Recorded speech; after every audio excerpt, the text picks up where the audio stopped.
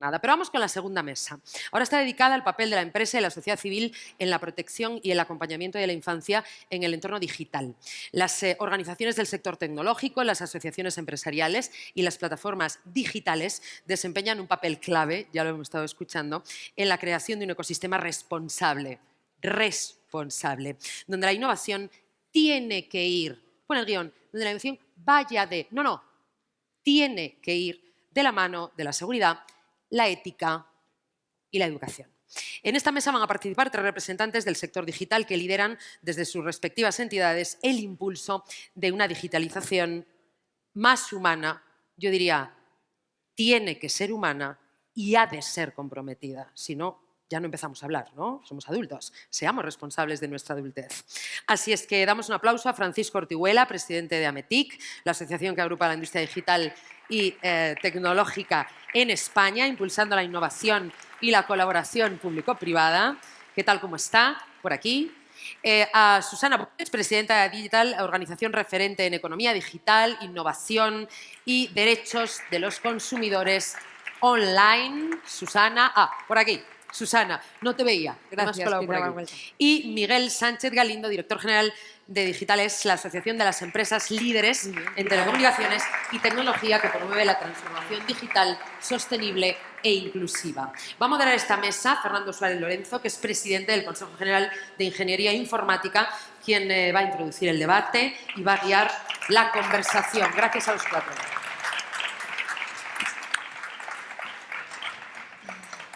Muchísimas gracias, Luján. Muy buenos días a todos, a todas. Es un verdadero honor estar aquí hoy presentando este estudio y ha sido un verdadero honor participar en la elaboración tanto de este estudio como el que lo precedió en el año 21.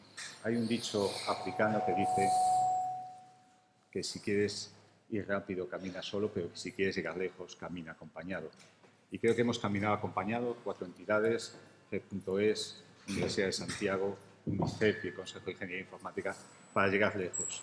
Y para llegar lejos, porque el objetivo es un verdadero reto. Creo que es lo más importante que tenemos, que es el cuidado, la protección, el acompañamiento de nuestros jóvenes en un entorno, el entorno digital, que forma parte de sus vidas prácticamente desde que nacen.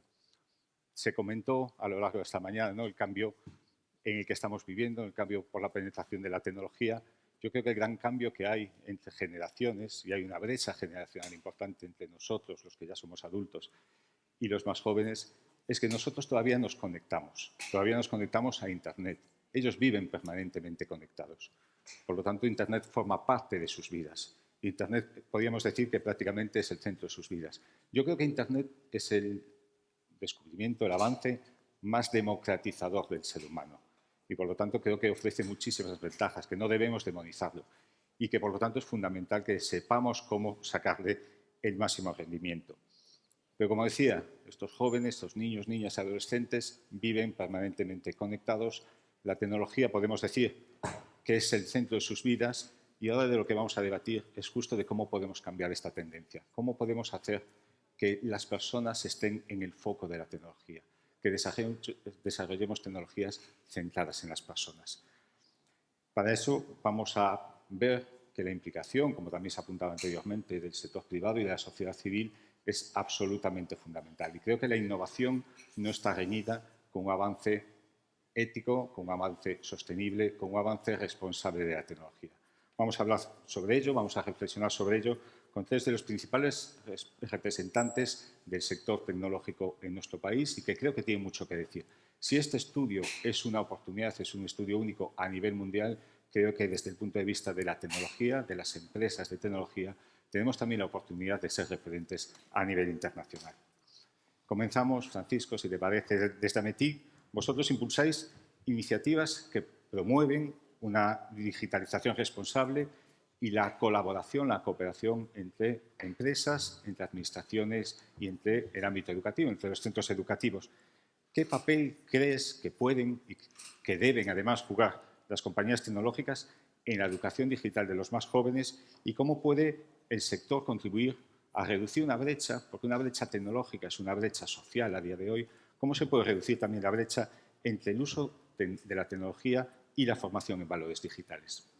Perfecto, bueno. Muy buenos días a todos. Quiero empezar felicitando al Gobierno de España, a Red.es, a Jesús y a todo el equipo por el estudio de infancia digital, por esta iniciativa. La verdad es que estoy disfrutando muchísimo de estar hoy aquí y además estoy sorprendido de ver un auditorio lleno y que nadie se ha movido, lo cual da la imagen de la importancia que es esta temática y lo bien llevado que está siendo este encuentro.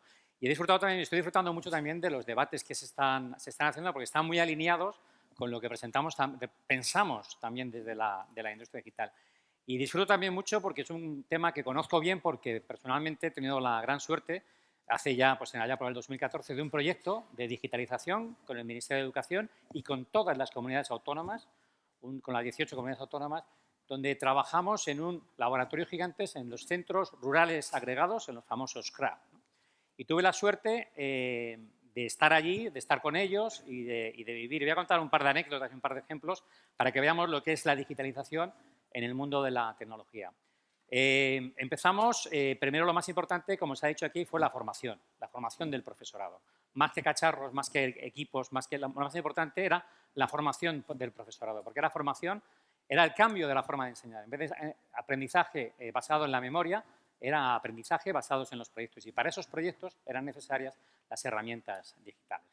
Y fuimos a los centros que eran con riesgo de exclusión, porque eran centros agregados, centros rurales, y voy a contar una anécdota, un caso real en Santa María de Guía, en la isla de Gran Canaria, que cuando vas al centro te das cuenta de lo grande que es la isla, porque cuando vas por autopista parece que es pequeña, pero cuando vas al centro por carreteras que son de difícil acceso te das cuenta lo bonita que es y lo importante que es todos los centros, ¿no?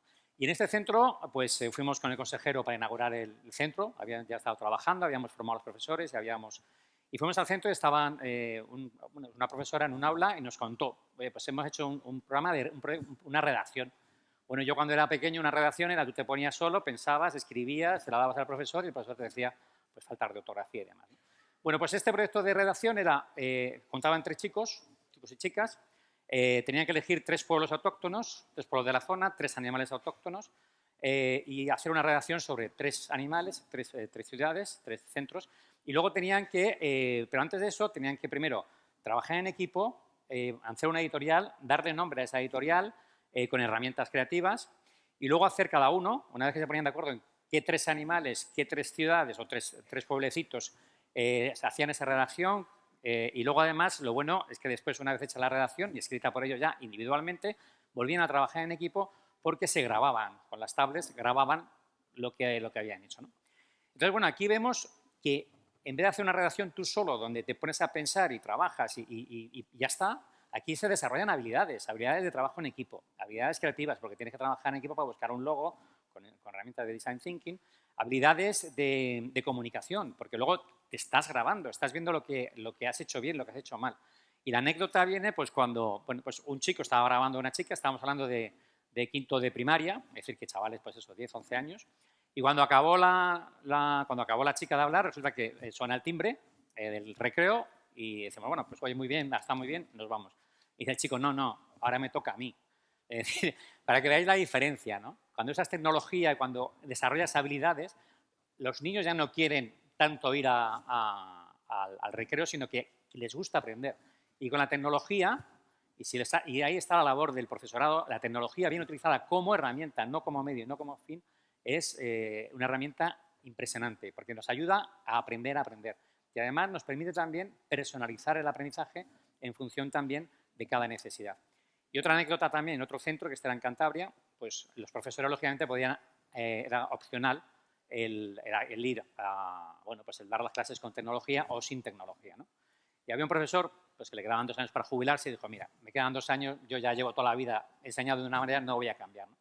Y nos decía la directora del centro, dice, mira, este profesor, que no ha sido el único que no ha querido cambiar de forma de enseñar, porque no es utilizar la tecnología para hacer lo mismo, sino es un cambio metodológico, es aprendizaje basado en proyectos, es aprender haciendo, no aprender escuchando y memorizando, sino aprender haciendo.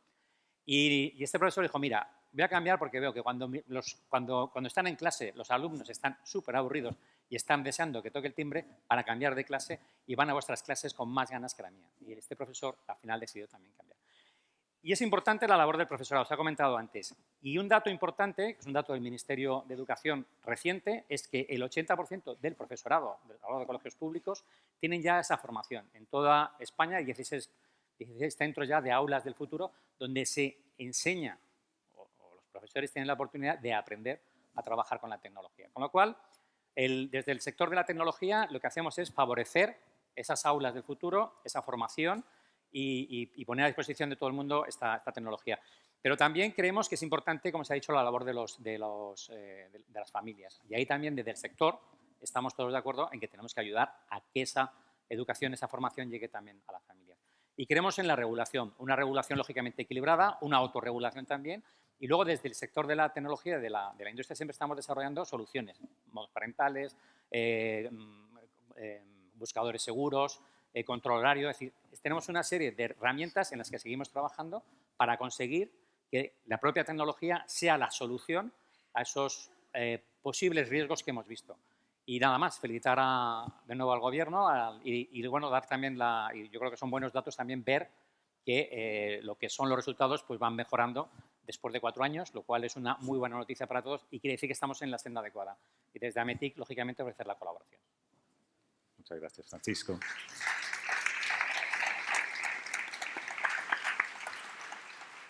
Antes hablaba de ir acompañados para llegar lejos. Desde luego que el acompañamiento vuestro de la industria es absolutamente fundamental. Continuamos con Miguel. No cabe duda de que la transformación digital avanza a un ritmo vertiginoso, un ritmo que cada vez es mayor. No nos podemos acostumbrar al ritmo de cambios actual porque cada vez es más creciente y, por lo tanto, tenemos que saber adaptarnos, ¿no? Yo creo que vivimos una auténtica revolución y la gran diferencia, inmersos en una revolución, es que no cambian las respuestas, lo que tenemos que cambiar son las preguntas, ¿no? Para podernos adaptar. Vosotros representáis a muchas empresas que están definiendo no solo el presente, sino el futuro de la conectividad, de la creación de contenidos. ¿Cómo en este debate que hay, ¿no?, sobre todo en Europa, entre innovación y regulación, si la regulación puede ser un inhibidor para la innovación o no, cómo las empresas líderes en tecnología, como las que vosotros representáis, pueden equilibrar, por una parte, la innovación y el negocio con la protección necesaria de los menores y, sobre todo, con la promoción del bienestar digital? Muchas gracias, Fernando. Muchas gracias a todos. Gracias a Jesús por el estudio, a los investigadores, Antonia, Fernando, a Nacho y a UNICEF, porque creemos que es muy importante tener datos, ¿no? Antes de entrar a ese equilibrio entre innovación y protección, yo creo que tenemos un problema muy grave. Como decía Luján y Jesús al principio, cariño, teníamos que hablar, ¿no? Cariño, tenemos un problema. Yo creo que los datos, la reducción que decía Paco de que hemos mejorado, realmente nos pueden llevar a engaño. Yo creo que el problema existe y persiste y son muchos millones de niños en todo el mundo que sufren el impacto de la mala aproximación a la digitalización desde la infancia a la juventud, ¿no? Yo creo que en la mesa anterior hemos hablado de educación, de regulación de recursos, de capacitación, de verificación, de control parental, que yo creo que es muy necesario. Pero me quedaría un poco con, y creo que no vamos a tener mucho tiempo, con los datos del informe, ¿no? Yo creo que la edad media del primer smartphone creo que son 10,8 años. A los 12 años el 86% de los niños y niñas de España tienen smartphone. El 58% que he ido apuntando tienen acceso a la pornografía. El 7,2% acceso a la pornografía con 9 años. No podemos empoderar a niños de 9 años. Permítame, James, que ahí no estamos de acuerdo. Tenemos que protegerles, ¿no? Hay que empoderarles con 14, con 15, 16, pero a niños de 9 años no se les puede empoderar. El uso y la facilidad de acceso a la pornografía. El dato, desde el 75% de nuestros niños y niñas dicen que acceden de una forma muy fácil. 1 de cada 3 acceden de forma fortuita. No podemos obviar este dato. 1 de cada 4 niños y niñas tienen acoso escolar a través de Internet y les acompaña posteriormente. También, hablando un poco de lo que comentaba Laura, de malas madres, yo creo que lógicamente las madres y los padres tenemos responsabilidad. No podemos permitir que en el 70% de las familias no se hable de estos problemas en casa, yo creo que tenemos un problema muy, muy importante, ¿no? Y la responsabilidad las tenemos que liderar desde las empresas, ¿no? En digitales no representamos a plataformas y redes sociales, a operadores y a tecnología así. Y desde hace ya tiempo nos hemos sumado al Pacto de Estado por la protección de los niños y niñas en Internet. Apoyamos la ley, creemos que hay que regular, lógicamente una regulación inteligente, y hemos pedido medidas, llevando pedidas desde hace unos años. Creemos que es necesario clasificar y etiquetar el contenido en Internet. Queremos y exigimos incorporar herramientas de control parental. También nos decía Laura que tan solo el 28% de los padres y de las madres tienen control parental en los móviles porque no saben utilizarlo. Por eso es muy importante fomentar la formación de padres y madres y tutores, ¿no? Yo creo que comentaban en mesas anteriores, también en la educación en los colegios son muy importantes esa formación, pero nuestros profesores, nuestros maestros no están formados, ¿no? Ni en cómo enseñar tecnología, ni en cómo empoderar a nuestros niños y niñas, ¿no? Por lo tanto, esa formación es muy importante. También es necesaria las herramientas de verificación de edad, ¿no? El control parental no es suficiente. Nuestros niños y niñas se lo van a saltar, se lo saltan mucho mejor que nosotros y, por tanto, esas herramientas de verificación de edad son muy importantes y tienen que ser herramientas que estén incorporadas en plataformas, en redes sociales y en todas las páginas web que tengan contenidos inapropiados para niños y para niñas, ¿no? Y, por supuesto, promover campañas de sensibilización y educación digital. Yo creo que es muy importante, pero el sector tenemos que ser corresponsable, como se nos exigía en las mesas anteriores. Tenemos que incorporar, digamos, a todo el sector, a plataformas, a redes sociales, a servicios de mensajería, también, por supuesto, operadores, empresas tecnológicas. La tecnología, como decía Paco, tiene que ser parte de la solución, pero también entendemos que la regulación es muy importante. Yo creo que tenemos que tener también ejemplos. Yo creo que el representante del Colegio de Psicólogos lo señalaba, ¿no? Como hace 20 años la televisión era un problema y hoy en día la televisión no es un problema. Yo creo que en el ejemplo del audiovisual se han desarrollado tecnología y se han etiquetado y clasificado esos contenidos en televisión y no son un problema. Tenemos que aprender también de lo que ha hecho el sector en estos entornos digitales, ¿no? Y finalmente tenemos que comprometernos todos. Yo creo que desde muchas veces, como dice Jesús, es difícil diferenciar entre padres, empresarios o representantes de instituciones y en este caso, si ante la duda tenemos que poner primero nuestra figura de padres, ¿no? Y ya para terminar, respondiendo a la pregunta, ¿tenemos que equilibrar entre innovación, protección y protección de los menores? No. La protección de los menores son lo primero, después viene el negocio y después viene la innovación. Muchas gracias. Muchas gracias.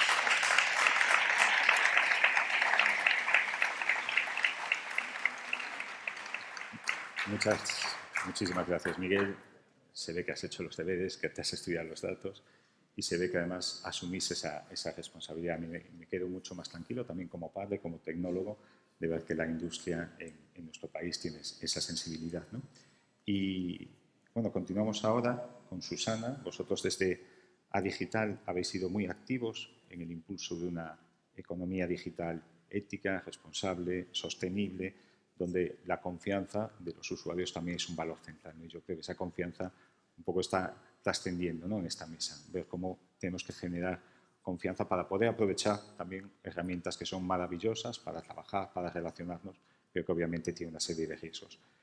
¿Qué avances, desde vuestro punto de vista, crees que se están dando en el marco europeo y en el español? Pero no podemos tampoco dar la espalda, ¿no?, a que estamos sujetos también a mucha normativa, a mucha regulación a nivel europeo y que además creo que, como decía antes, ¿no?, tenemos una herramienta, un estudio que nos va a permitir también ver cómo políticas que apliquemos en nuestro país pueden tener resultados positivos sobre estos riesgos que acometen nuestros menores cuando usan Internet. Como decía, ¿qué avances crees que se están produciendo en el marco europeo y español para garantizar un entorno digital que sea más seguro, que sea más transparente?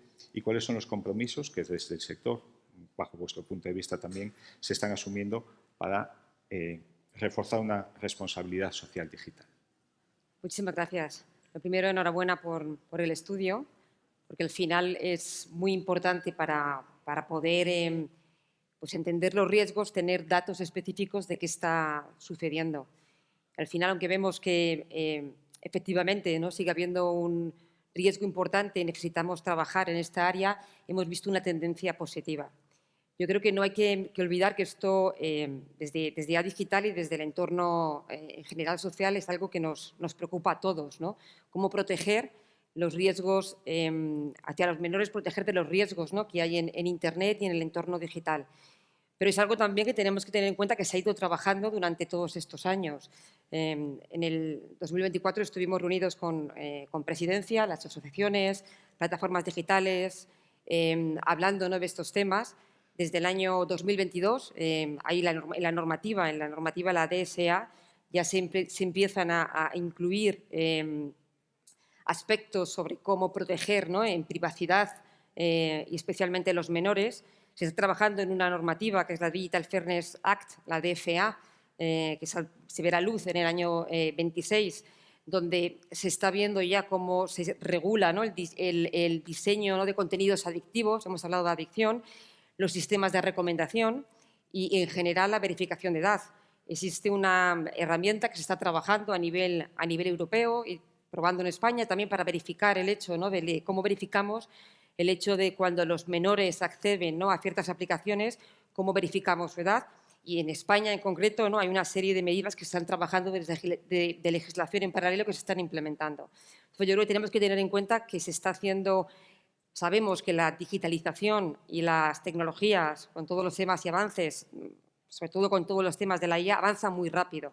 Nosotros estamos trabajando como sociedad, estamos trabajando como asociaciones, pero es cierto ¿no? que probablemente lo que tenemos que hacer es hacerlo más rápido porque la sociedad y la digitalización evoluciona de forma muy rápida. ¿Cuáles son los ejes principales ¿no? donde tenemos que enfocarnos? Y a mí me ha gustado ver mucho el consenso, ¿no? que yo creo que casi todos está el consenso de también los derechos digitales de los adolescentes o de los jóvenes.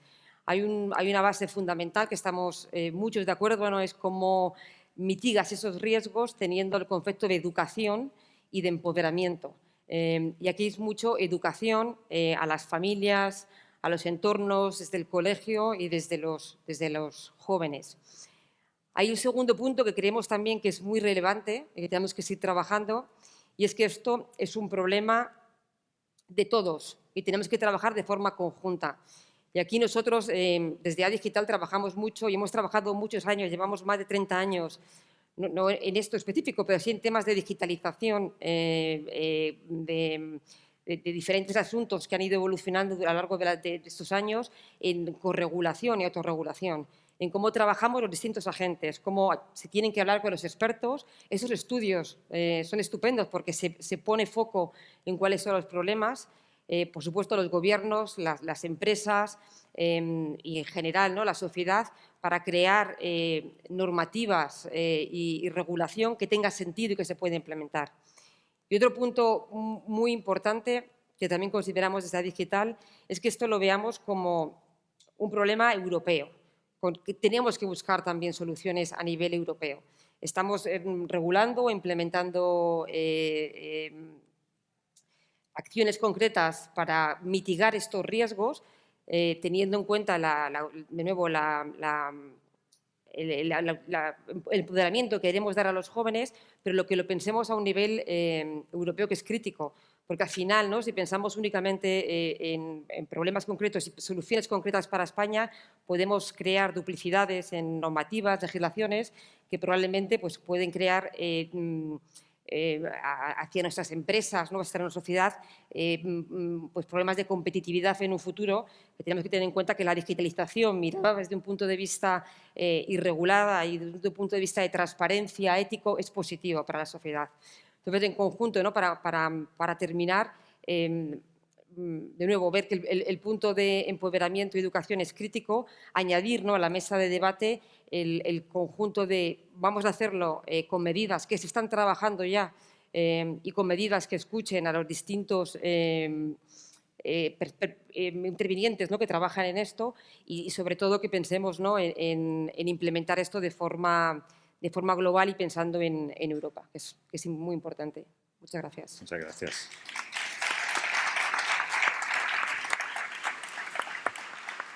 Pues efectivamente yo creo que el tener medidas desde todos los puntos de vista, ¿no?, holísticas, 360 es absolutamente fundamental, pero hemos visto como desde luego que el sector tecnológico sois absolutamente también prioritarios para establecer estas medidas, ¿no? Vemos como no solo impulsáis que también ese progreso tecnológico, sino como también tenéis la capacidad de generar, de crear cultura digital que vaya en pro de poner a las personas en el centro del debate, en el centro del progreso tecnológico y como bien apuntabais, creo que bajo mi punto de vista la conclusión es que la tecnología no es el problema, la tecnología tiene que ser parte de la solución.